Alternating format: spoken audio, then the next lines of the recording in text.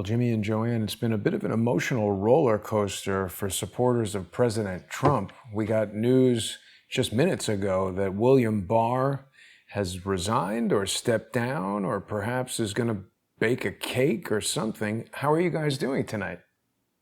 Great. I hope he's got a one-way ticket to Gitmo. I hope so too. Yeah, but I don't think so. No.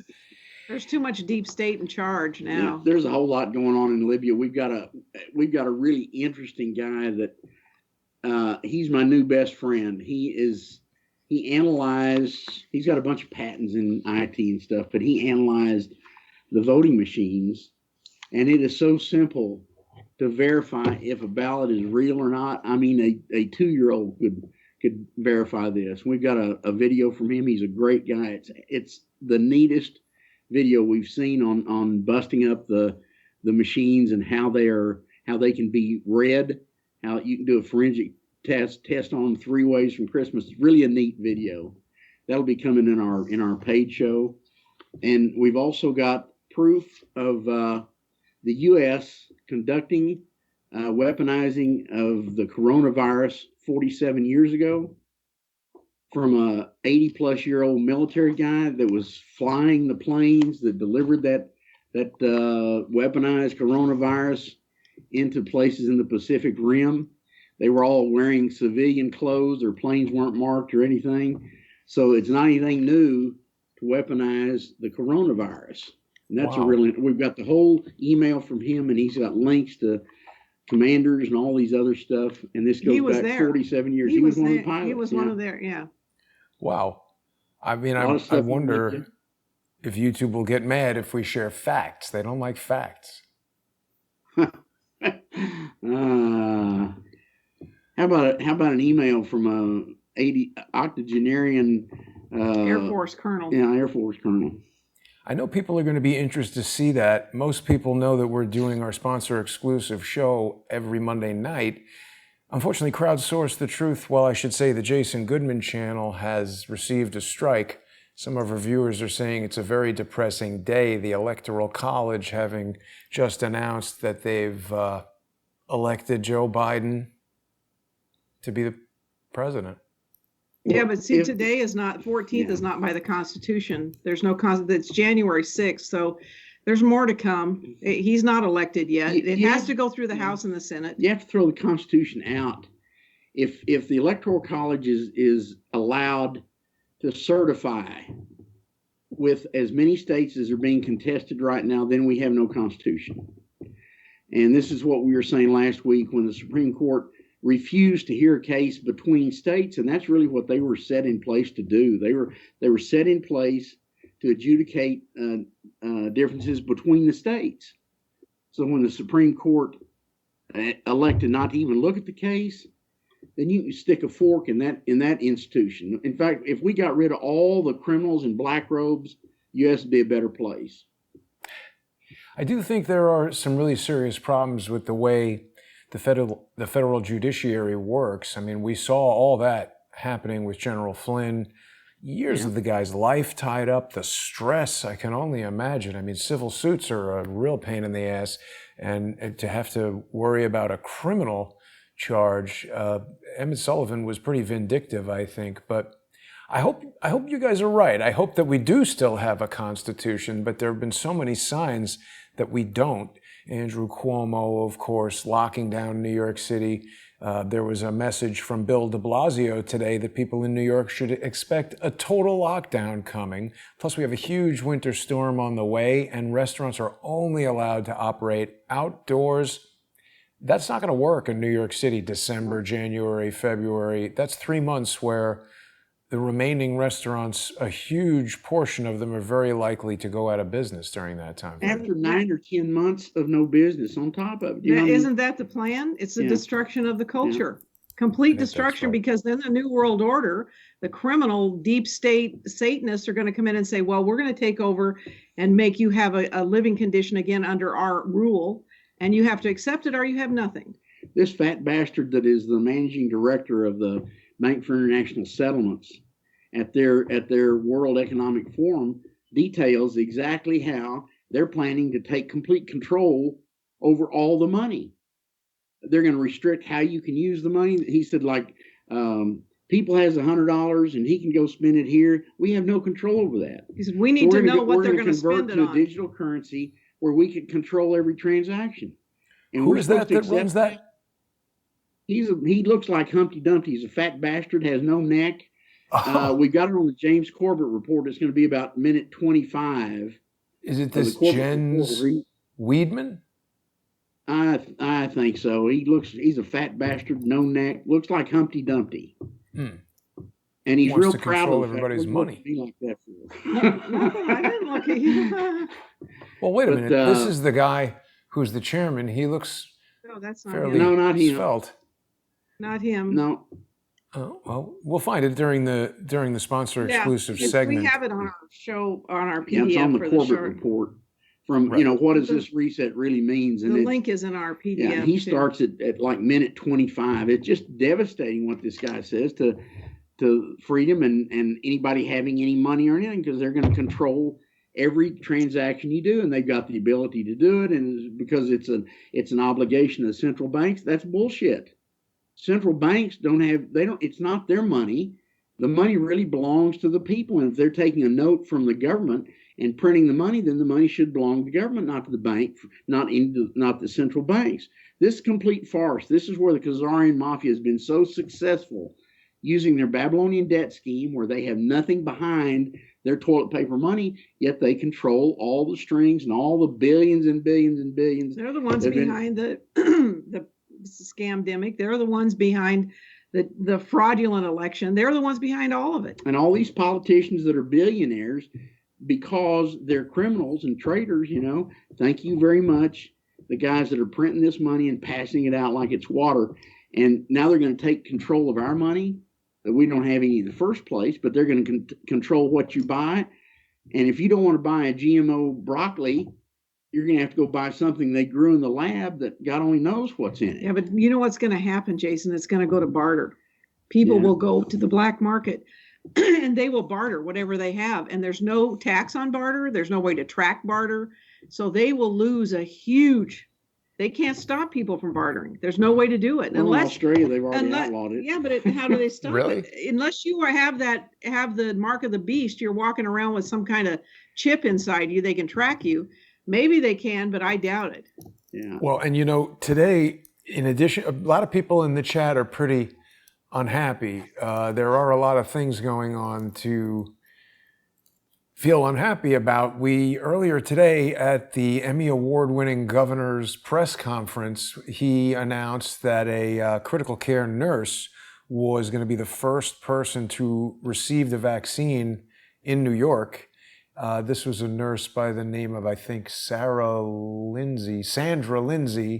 And during the governor's press conference, it's so bizarre with these two masked people sitting next to her and giving her the vaccine. I would personally like to see people like Andrew Cuomo, his mother, his daughters, Bill Gates, his kids. If it's so safe and effective, I'd like to see these guys take it first. But before we get into all of that stuff, I want to make sure we need to make sure they're getting the real vaccine and not some placebo. Right. But that priest that was the first one that volunteered for the vaccine, he died. Whoa. Just a few days after he got the priest. And I think he was from New Jersey or someplace. He's dead. A friend of ours just sent me a link by phone right before we started the show that said the FDA has come out with, I don't know how many contraindications of the shot. Wow. Yet they approved it. Huh. Yeah, I mean, it's this whole concept of, warp speeding an untested vaccine makes me kind of uneasy, but I think we're treading on dangerous ground to actually share factual information or our opinions, because we're now living in this dystopian 1984. I want to address for a minute this image that we've created for today's show and the title, of course, because we're talking about these deep state games and are they being used right here on us. The reason I created this image, guys, is because you've told us in the past, when you were both in Libya, not that many people there really speak English. And so the concept that these nicely printed signs with fancy fonts and they're written in English, printed on cards, that's not really too accessible to the average person in the street in Tripoli. And so they're also, the other thing that stuck out to me is they're carrying this flag that's not the flag of true supporters of Libya. This is the flag of the government of national accord. So it caused me to wonder, they're wearing these yellow vests that shows solidarity with the movement in Paris. Is this a staged protest that we see here with 100% staged? Jason, we saw this not only in Libya, but in Egypt, in Iraq, in Syria, in the Sudan, every place where you see a really nice placard in perfect English, the CIA produced it. Well, it's like James Files said on our show, the false flag is always flying high. Right. Yeah. That's what he said. And he was correct. And if anybody watching us right now missed that interview with James Files, I highly recommend that people join us on patreon.com/James and JoAnne Moriarty, or subscribestar.com and patreon.com/crowdsource the truth, and check that out. James Files is the guy who told us that he shot JFK. It was a fascinating interview. Yeah, it was. And, the truth, we've got a lot of truths from him. A lot of questions got answered that really we all questioned what had been told to us for 57 years. And we got a whole lot of truths that made a lot of sense. And this guy was a test tube baby. He was trained from really before birth to be a soldier and be subservient to his order givers, which were CIA. They gave him an order, he did it. He had no personality, he had no empathy. It was really a terrible thing to have done to anybody. And a good woman started communicating with him while he was in prison, and absolutely has helped him become a human being, because he was not one before that. He was a CIA operative and had been all his life. Real sad story. Yeah. Well, so you could. Well, we're going to. Yeah. Yep. Go ahead, JoAnne. Okay. I was going to say, we're going to talk. I talked to the tribes today, and what they're telling me is that the ceasefire will soon be over, because Turkey Erdogan continues to bring in weapons and drones, and they're moving towards trying to take over the oil basin of Sirte, which, as you know, General Sisi said that will never happen. Egypt stands with the Libyan National Army. Turkey wants to own all of Libya. They told me today, they said Turkey, of course, wants to own all of Libya, and they're working toward that. And he said, probably in a few days, you're going to see the ceasefire stop and there will be war again in Libya. And it's because of Erdogan, completely, 100%.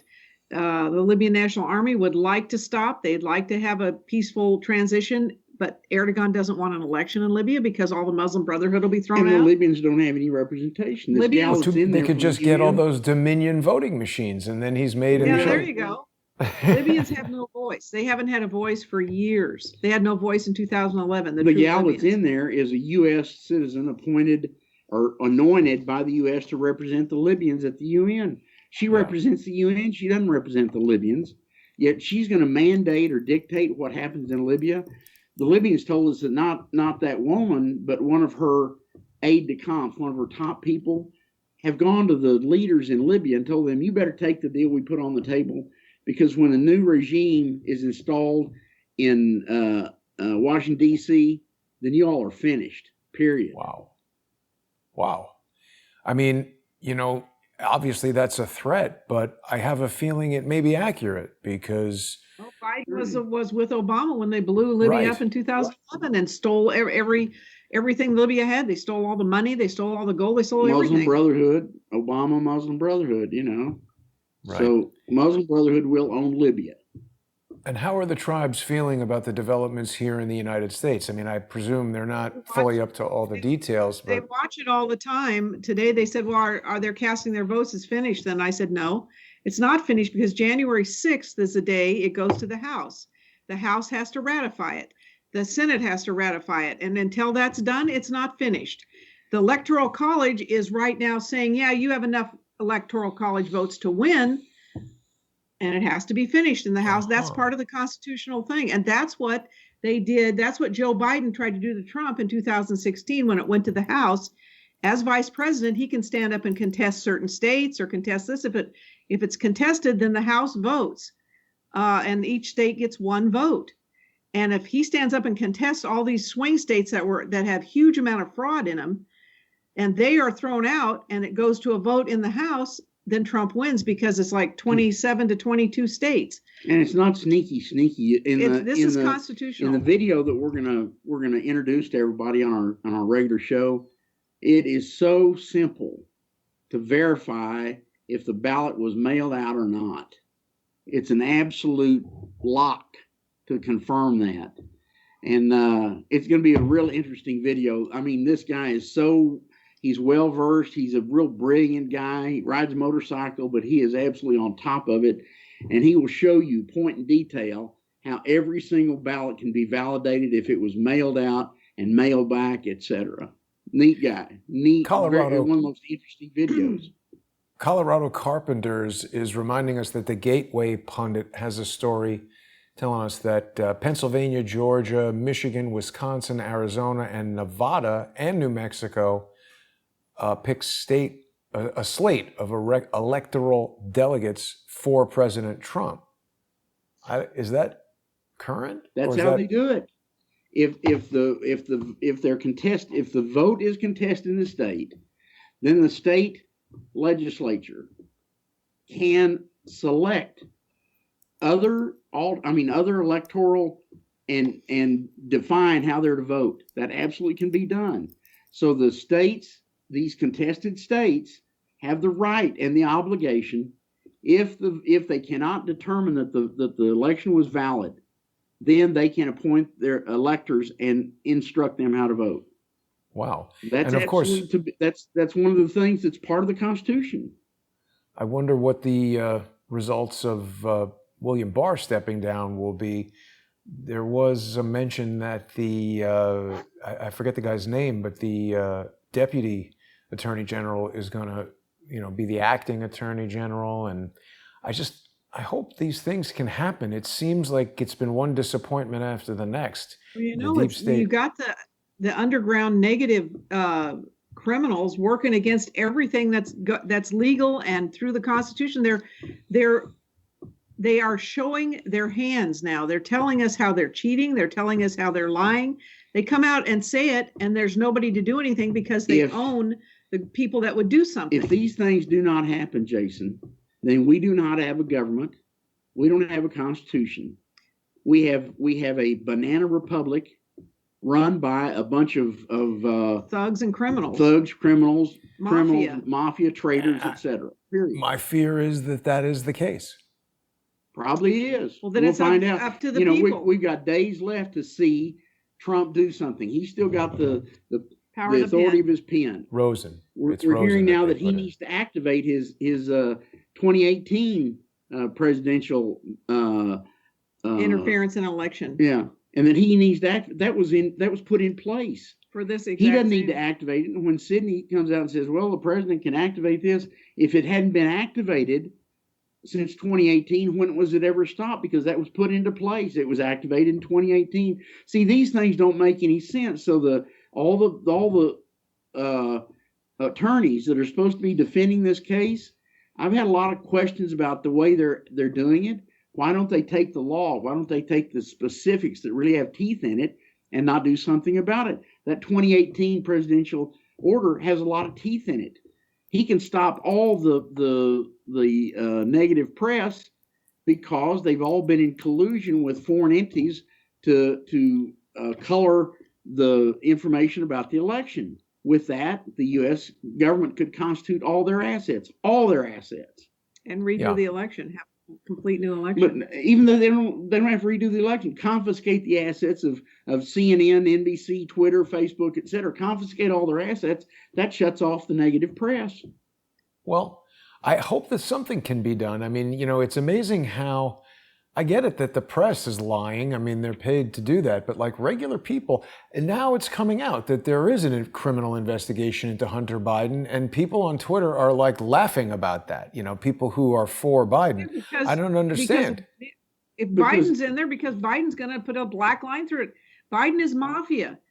We all know that. How does a man who made no more than $175,000 a year in his whole life have millions and millions of dollars? Probably billions. It's graft, it's corruption, it's payoffs, it's everything. But Hunter will get a pardon. if his daddy's president. Good point. The other thing I was going to say is he's more likely put a white line through it than a black line through it. But it's really, we're going to have to see. Well, there's a lot of people in this country who know this is not true, Jason. And so I don't know what the people are going to do. They are never going to accept. They say that it came out yesterday. They said the actual facts are 90 million people voted for Trump and probably 35 for Biden. And if that's true, you've got 90 million people who understand there's fraud in this country, and they have to do something about it. Look at the rallies that were held this weekend. Biden got 2,000 at his. Trump got millions, and that's been the case for the last months. All the rallies that Trump has had have been huge, broke every record in the book. And the thing that's tough in the United States is get the people off their asses, stop them from eating beer and pizza, and get them to do something. Well, they went into the streets in numbers nobody ever anticipated for Trump. And so now then the people are in the street, and I think the bad guys have underestimated. That's the Proud Boys against Antifa. Yeah. And when the police are protecting Antifa, when Antifa runs behind the police cordon, that's not right. And the people aren't going to stand for that, because we've got all kinds of videos of Antifa and Black Lives Matter beating down innocents. And where the police? Well, the police are standing by. They attack you, Jason, what the police say, well, it's not a case. No, but if it was some Black Lives Matter or Antifa person, they'd be right after it. Yeah. Really, one of the most troubling things to happen is over in Staten Island. The governor gave a press conference last Wednesday in which he falsely said that Danny Presti, one of the owners of Mac's Public House, the governor said that he assaulted 2 uniformed NYPD officers. He made a point of repeating that they were NYPD. Now, in the video, they don't appear to be NYPD.